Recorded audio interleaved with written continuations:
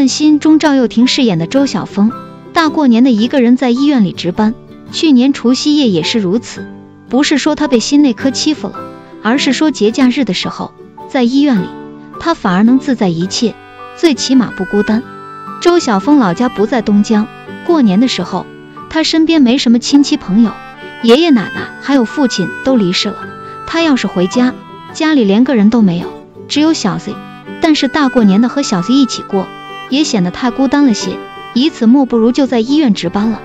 毛晓彤饰演的方小然大过年的知道哥哥在值夜班，还跑到医院给哥哥送温暖了。母亲方竹青给2个孩子送了些饭菜，吃完这顿除夕饭，我感觉周晓峰维持现状就好了，他不再怨恨母亲，但也别和解了，从此保持着成人之间的体面就好。方竹青这个人物很割裂，一方面剧中体现出了他对儿子的思念，另一方面又体现出了他对周晓峰的无情。除夕夜，方竹青倒是一家3口其乐融融，方小然是看到了医院的排班表才知道了周晓峰正在医院值班，就谎称说医院来了病人，他要去看一下。当时方竹青的神情不是说恍然大悟知道儿子周晓峰在医院值班，而是露出了不悦的神情，就是说他对女儿去陪周晓峰这件事是不高兴的。之后点了一些菜给周晓峰送去，这才是最讽刺的。方竹青不是经常表现出自己思念着周晓峰吗？在家里哭哭啼啼的，可是他竟然连周晓峰的生日都能忘。过年之前他也是懒得去看望一下周晓峰，既然你是想要缓和这对母子关系，那么是不是该有些实际行动？方竹青始终沉浸在自己的痛苦中，不能去指责他当初的决定，理想和家庭的抉择从来就没有绝对正确的答案，他当年要是不走，也就没有今天的成就。走到今天这个地位，他的确吃了很多的苦，这个不容否认，但问题方竹青的态度是自己吃了太多的苦，周晓峰就该体谅他这个当母亲的。周晓峰想和他说自己这么多年过得也很苦的时候，方竹青接连摆手，不想听，根本不想听，并且摆出一种姿态，周晓峰吃的那些苦和我吃的苦相比不值一提。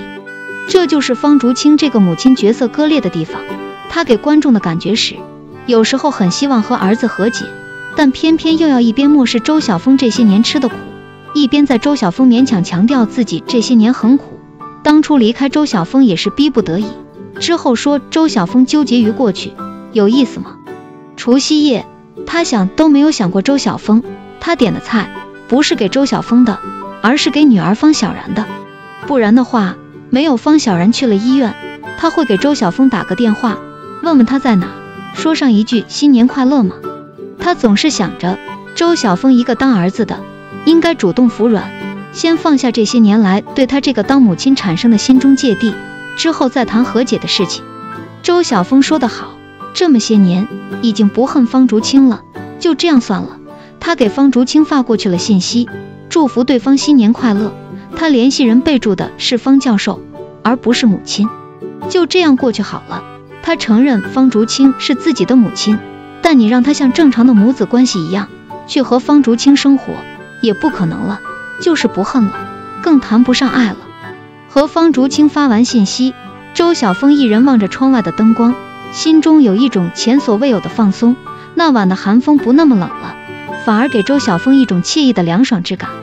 他不是开心于和母亲互相送上祝福，开始有了关心的话语，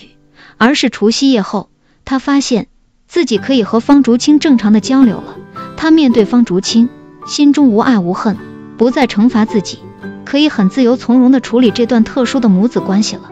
好在毛晓彤饰演的方小然是个好妹妹，她当方竹青的儿子没兴趣，但她当方小然的哥哥还是很有这个心思的。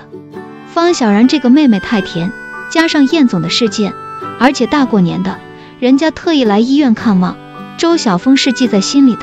周晓峰的心很空旷，太容得下方小然这个妹妹了，当然她也是孤独了太久了。